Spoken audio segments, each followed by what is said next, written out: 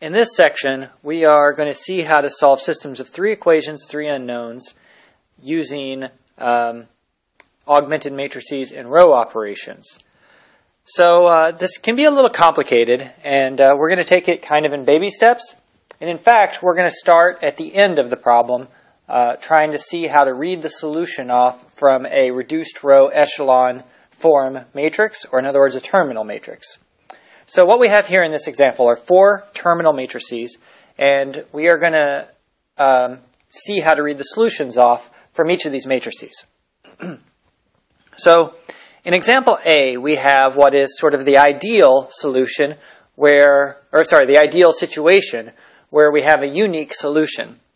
So in this case, we're going to have 3 variables. The system represented by these equations are going to have 3 variables. Let's call them x, y, and z. Just like with 2 equations, 2 unknowns, each column in the augmented matrix, on the left-hand side anyway, represents a variable, x, y, or z. And each row represents an equation. So for this first row, I could read off the equation x equals 3. The second row is going to tell me that y is equal to minus 2. And the third row tells me that z is equal to 7. Okay, so like I said, this is the ideal case where I can simply read the answer. Okay, so moving on to part B, we see that this has a slightly different form in that we do not have 1s all the way along the diagonal from the upper left to the lower right. In fact, we see that we have this row at the bottom of all zeros on the left-hand side, and there's a 1 on the right-hand side. Just like with 2 equations, 2 unknowns, this is going to result in the system being inconsistent.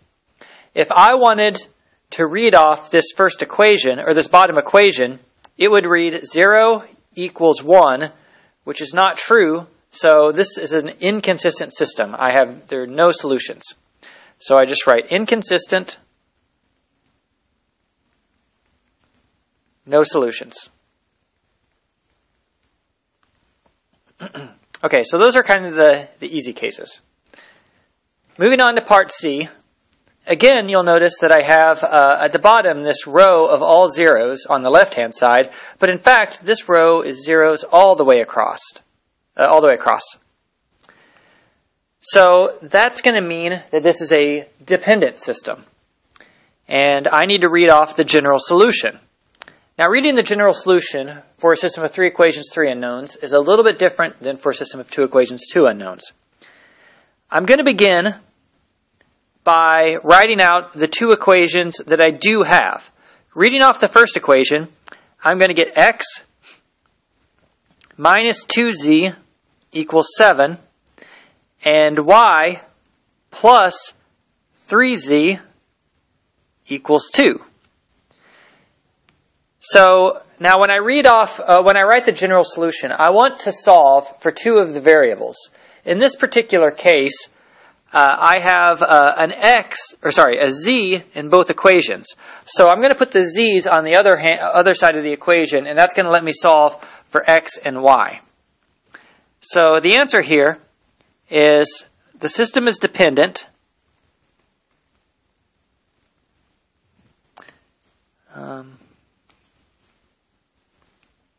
Which means I need to give the general solution,